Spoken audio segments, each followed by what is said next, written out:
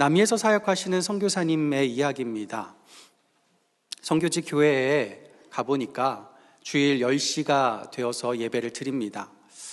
10시에 예배를 드리는데 한 무리의 사람들이 예배가 다 끝나갈 때쯤, 이제 11시가 다 될 때쯤 이 문을 열고 들어오는 거예요. 그래서 선교사님이 기가 막혀서 그럽니다. 아니, 왜 예배에 늦었어요? 다그쳤어요.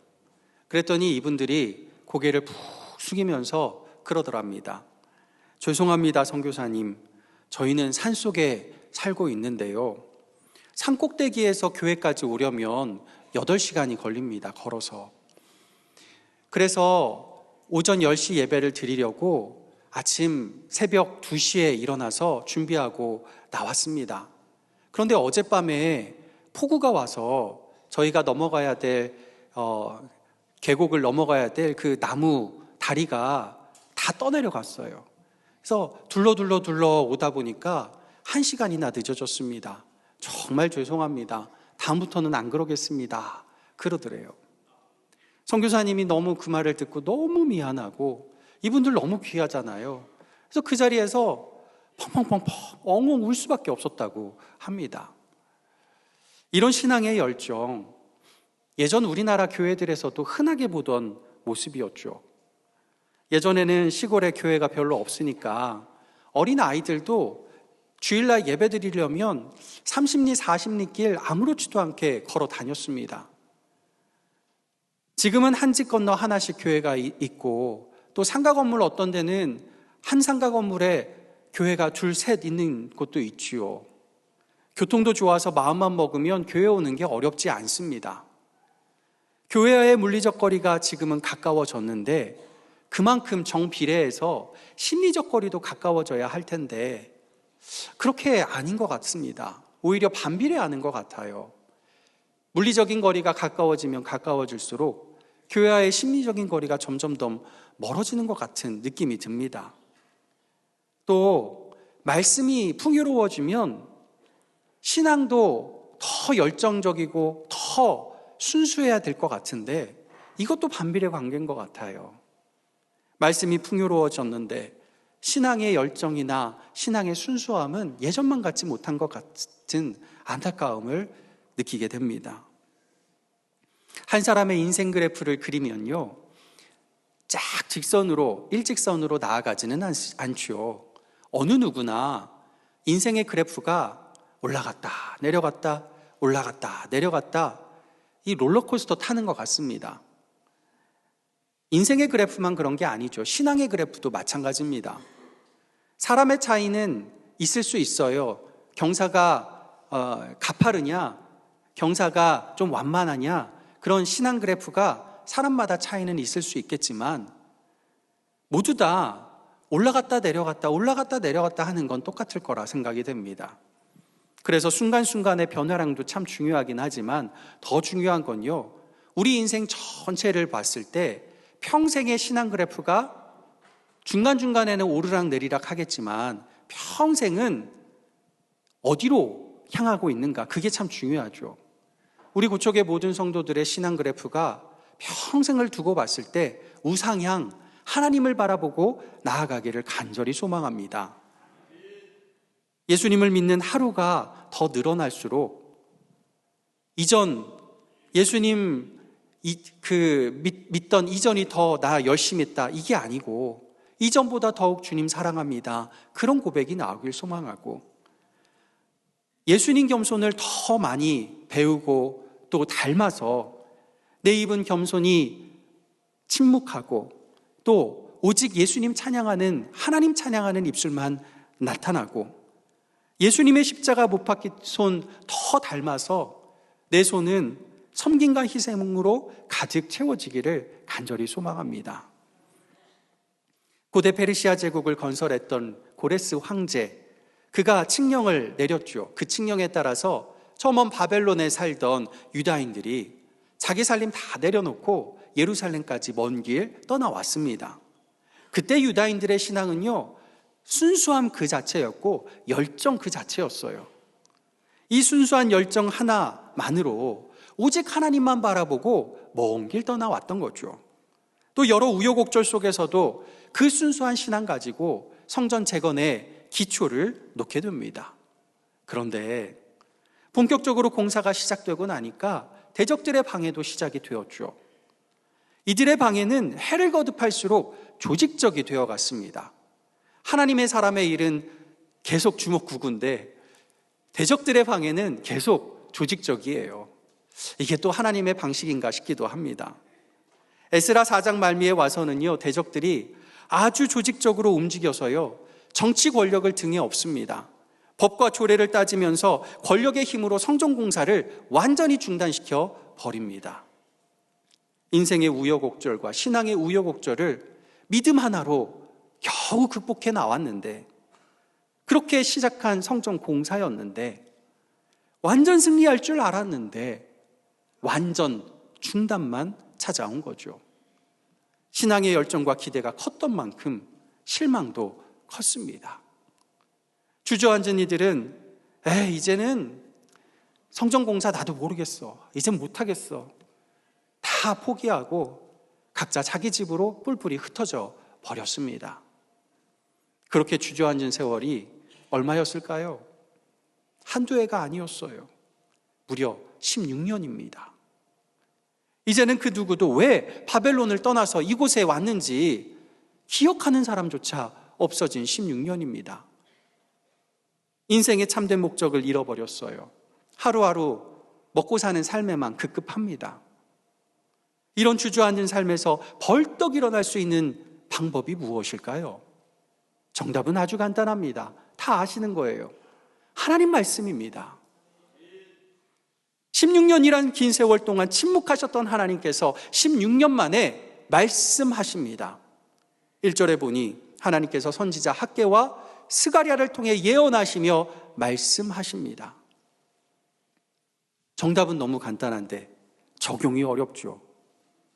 말씀을 적용하는데 16년이 걸린 거예요.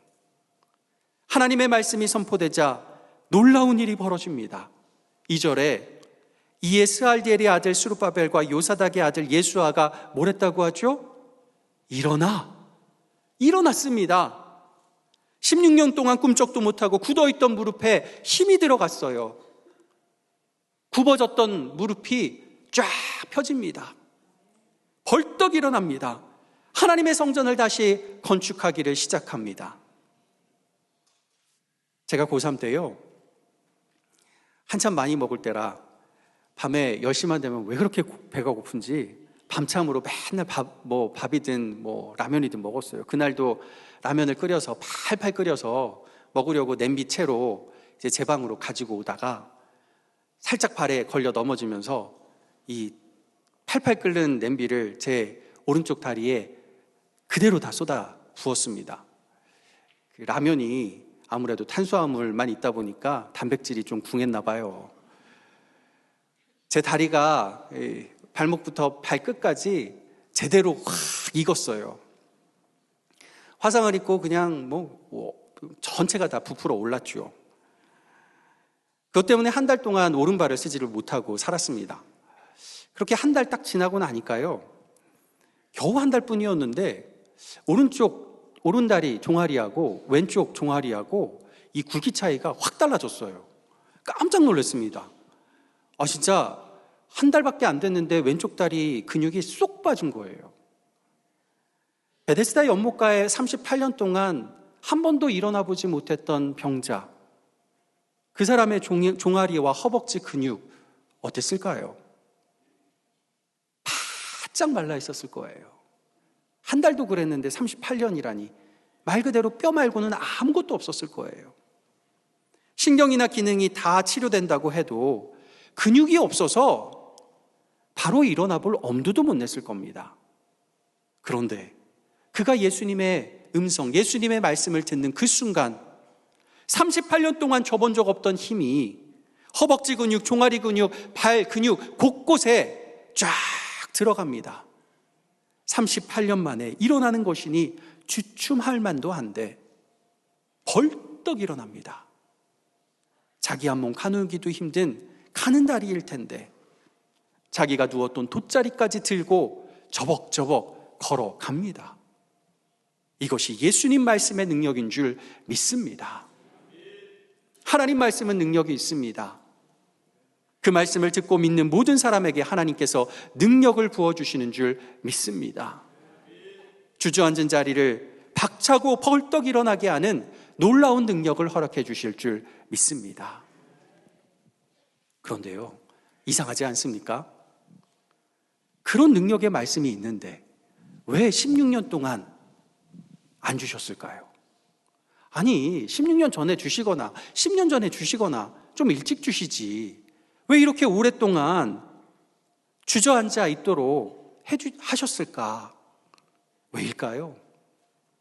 그 해답이 학개 선지자를 통해서 말씀하셨다고 했죠. 학개서 1장 9절 말씀에 답이 나옵니다. 제가 읽어드리겠습니다. 너희가 많은 것을 바랐으나 도리어 적었고 너희가 그것을 집으로 가져갔으나 내가 풀어버렸느니라. 나 만군의 여호와가 말하노라. 이것이 무슨 까닭이냐? 내 집은 황폐하였으되 너희는 각각 자기의 집을 짓기 위하여 빨랐음이라. 16년 전 유다인들이 믿음으로 성전 공사를 시작했을 때 그때만 해도요, 그들의 신앙 그래프는 정점, 고점을 찍었습니다. 하지만 믿음의 그 정점이 그들을 교만하게 만들었죠. 성전 기초를 놓고 나서 엄청난 감격이 일어났잖아요. 그 감격 속에서 그런 마음이 드는 거죠. 야, 이젠 됐다.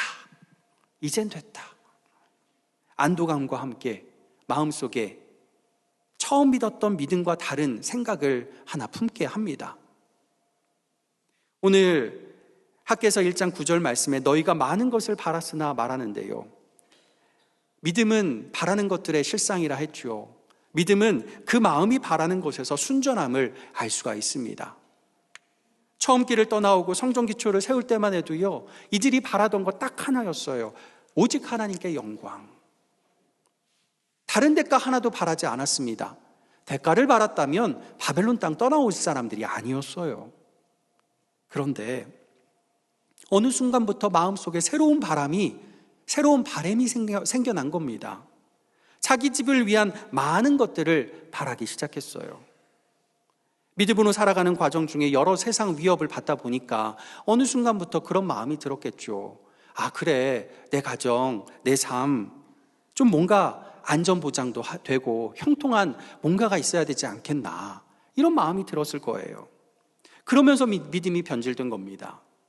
오직 하나님께만 영광이었던 순전한 믿음이 내가 성전만 지으면, 내가 이것만 하면 하나님께서 내 삶에 형통과 평안을 주시겠지, 변질된 믿음, 조건적인 믿음으로 바뀌어 버립니다. 믿음의 가장 깊은 밑바닥에 있었던 바람, 오직 하나님께 영광, 그것이 내 삶의 형통이란 바람으로 바뀌어버리고 말았습니다. 이 못난 때를 벗기는데 16년이나 걸린 거예요. 우리 자신도 보면 그렇죠. 못난 때 하나 벗기는 거 정말 쉽지가 않아요. 참 오래 걸리죠. 하나님은 이들이 16년간 내 삶의 형통을 위해 한번 살아봐라 하신 거예요. 이들을 성급하게 다그치거나 나무랬다가 혹여라도 이들이 삐쳐서 나 하나님 이제 안 볼 거예요, 그러고 아예 달아나 버릴까 봐 하나님이 참고 또 참으신 겁니다. 이게 인생의 정답이 아님을 스스로 깨달을 수 있을 때까지 참고 또 참아주신 것이죠. 그럼 하나님의 참으심, 침묵하심은 포기하심일까요? 아니죠. 창세기 16장 16절에 말씀이 이렇게 나옵니다. 하갈이 아브람에게 이스마엘을 낳았을 때에 아브람이 86세였더라. 그 다음 절이면서 그 다음 장인 17장 1절에는 창세기에 이렇게 말씀합니다. 아브람이 99세 때에 여호와께서 아브람에게 나타나서 그에게 이르시되 나는 전능한 하나님이라 너는 내 앞에서 행하여 완전하라. 아브람은요, 순수한 믿음 가지고 하나님만 바라봤어요. 근데 나이가 들고 내 아내도 나이가 드니까 하나님 약속하신 그 약속이, 아들 주시겠다는 약속이 이제 안 믿겨져요. 그래서 자기 힘으로 뭔가 해보겠다 하고 이스마엘을 낳았죠. 어느 순간 믿음이 변질된 겁니다. 믿음이 변질되니까요, 모두가 행복했던 가정이 누구 하나도 행복한 사람이 없는 가정이 되고 맙니다. 무엇보다 아브라함과 친구처럼 지내셨던 하나님께서 이때 아브라함 86세 이후로 아브라함을 찾아오지 않으셔요. 침묵하십니다. 언제까지요? 99세. 13년 동안이나 한 번도 만나주지 않으시고 한 번도 음성 들려주지 않으십니다. 이 13년의 기간, 하나님께서 아브라함을 포기하신 기간일까요? 아닙니다. 참으신 기간이죠. 하나님 말씀 없으면 안 된다는 그 사실 하나를 깨닫게 하시려고 참고 또 참아주신 기간입니다. 참으신다는 건요, 때가 있다는 말씀이죠. 때가 되니 하나님이 아브라함에게 나타나셨고 오래전 약속 다시 말씀하시면서 아들 이삭을 주십니다. 오늘 본문도 그러한 겁니다. 참고 또 참으신 하나님은 때가 되자 선지자들을 보내서 하나님께서 말씀하시죠. 하나님 영광을 위해서 일어나라. 이 말씀에 일어난 이들은 성전을 재건하기 시작하니 어떤 일이 일어납니까? 5절 상반절에 이렇게 말씀합니다. 하나님이 유다 장로들을 돌보셨으므로 그들이 능히 공사를 막지 못하고, 이전까지 왕의 명령에 따라서 공사가 중단이 되었는데 왕의 명령이, 서슬퍼런 명령이 그대로 남아 있는데 이들이 16년 동안 못했던 일을 갑자기 감행을 합니다. 그랬더니 대적이 어떻게 한다고요? 능히 막지 못한다. 16년 동안 상상도 못했던 일이 벌어집니다. 하나님이 돌보시니 누가 능히 막을 수 있겠습니까? 이를 막을 수 없는 대적, 그저 격분하기만 하죠. 그래서 다리오 왕에게 상소를 올립니다.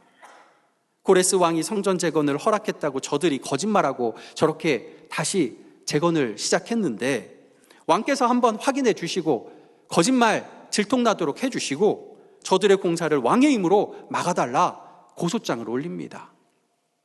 그런데 이 상소가 어떻게 됩니까? 전화위복이 돼요. 6장의 말씀으로 넘어가면요, 변방의 일에는 아무 관심도 없던 다리오 왕이, 페르시아의 왕이 이 상소 하나 때문에 역사 기록을 이리 뒤적 저리 뒤적 합니다. 선대의 역사 기록 뭐하러 보겠습니까? 근데 이 상소문 하나 때문에 귀찮게 뒤적뒤적 합니다. 그러다가 발견하죠. 페르시아 초대왕 고레스의 조서를 발견하게 됩니다. 그것을 읽게 되죠. 예루살렘 성전 재건하는 일을 모두가 적극적으로 도우라는 조서입니다. 그리하여 왕의 명령이 내려집니다. 모두가 성전 재건을 적극적으로 도우라고요. 왕의 명령으로 중단시키려고 했는데 왕의 명령으로 돕게 하라는, 도우라는 명령이 떨어집니다. 이 고레스의 조서는 정작 당사자인 유다인들마저 이것의 존재는 기억하고 있었지만 이것의 중요성을 잊어버린 조서였어요. 생각해 보십시오. 누가 먼저 이 조서를 좀 찾아달라고 얘기해야 될까요? 유다인들이에요. 근데 유다인들은 생각도 못하고 있어요. 그런 조서를, 그런 조서의 존재를 대적들이 먼저 조사해가지고 이것 좀 찾아달라 상소문 고소장을 올리고 있는 거죠. 그렇게 해서 발견된 것이니 얼마나 이게 놀라운 일입니까? 하나님 역사 아니겠습니까? 말씀하신 하나님은 악한 자의 조사와 상소까지도 하나님의 도구로 뒤바꿔 사용하시는 줄 믿습니다. 여기서 중요한 사실이 하나 있습니다. 오늘 본문에는 대적이 유다인들을 고발장에 적을 이제 우두머리의 이름을 요구합니다. 너희 우두머리가 누구냐? 이름을 밝혀라. 그럽니다. 고발장에 적으려고요. 그 사람 처벌해달라고요. 그때 유다인들이 뭐라고 대답합니까? 그것이 11절 말씀입니다. 우리 11절 같이 읽어보겠습니다. 그들이 우리에게 대답하여 이르기를 우리는 천지의 하나님의 종이라 예전에 건축되었던 성전을 우리가 다시 건축하노라. 이는 본래 이스라엘의 큰 왕이 건축하여 완공한 것이었으나. 아멘. 여러분, 페르시아 황제에게 상소문을 올리는 내용에 자기 이름을 넣어야 되는데 거기에다가 뭐라고 덧붙이냐면 이스라엘의 큰 왕이 건축하여 완공한 것이었다. 무슨 말이에요? 이게 자칫 잘못 읽으면 이거 반역하겠다는 소리나 마찬가지예요. 왕에게 올라가는 상소문에 거기다가 우리는 왕의 종입니다 해야 될 사람들이 뭐라고 밝히고 있죠? 우리는 천지의 하나님의 종입니다. 이거는 왕에게 올릴 상소문인데 아주 그냥 대놓고 싸우자는 얘기나 마찬가지예요. 16년 동안 겁쟁이로 주저앉았던 이들이 자기 형통을 버리고 나니까 하나님의 영광만 바라고 나니까 무서울 게 없는 겁니다.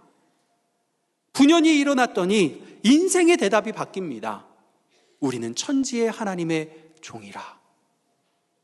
하나님의 이 고백을 듣고자 16년 동안 참고 계셨던 겁니다. 드디어 그분의 백성의 입에서 이 고백이 나오자마자 너무너무 좋아하셔서 하나님은 악한 자의 공격을 그대로 바꾸사 구원의 도구로 사용하시는 놀라운 역사를 베풀어 주셨습니다. 그저께가 3.1절이었죠. 일제의 총칼 앞에서도 비폭력으로 맞서던 수많은 독립투사들, 무엇보다 3.1운동을 주도했던 전국의 수많은 교회와 또 성도들, 그들은 일제의 총칼을 무서워하지 않았습니다. 하나님을 두려워했고 하나님만 바라봤죠. 그리하여 목소리를 높여 외쳤습니다. 대한독립 만세라고요. 같은 믿음의 기계로 우리 신앙의 선배들은 공산군 앞에서도 총칼 앞에서도 당당히 외쳤습니다. 나는 예수 믿는 사람이요. 오늘 이 시대는 우리 믿는 성도들을 향해 물리적인 총칼을 들이밀지는 않습니다. 하지만 세상이 여러 모양의 또 다른 총칼을 우리 머리에 들이대고 있습니다. 그러면서 우리에게 묻죠. 너는 누구냐? 그 질문에 우리는 무엇라 대답하시기로입니까? 내 삶의 형통을 바라면 침묵할 수밖에 없어요. 그런 사람 되지 않기를 소망합니다. 신앙 그래프의 고점에 있든 저점에 있든 내 신앙이 지금 어느 지점에 있든 상관없이 우리의 대답은 오직 하나이기를 소망합니다. 오직 하나님께 영광 외치며 분연히 일어나서 당당하게 나는 천지의 하나님의 종입니다. 나는 예수의 사람입니다. 고백할 수 있는 저와 여러분 되시기를 간절히 소망합니다. 그럴 때 반드시 하나님께서 우리를 위해 싸워주시고 우리를 이기게 하시는 놀라운 기적과 역사를 베풀어 주실 줄 믿습니다. 기도하겠습니다. 아버지 하나님, 세상이 우리에게 총칼을 들이밀 때 우리가 오직 하나님께 영광 올려드리며 분연히 일어나 나는 천지의 하나님의 종입니다. 나는 예수의 사람입니다. 고백하는 믿음의 사람, 참 하나님의 사람 되게 도와주시옵소서. 예수 그리스도의 이름으로 기도하옵나이다. 아멘.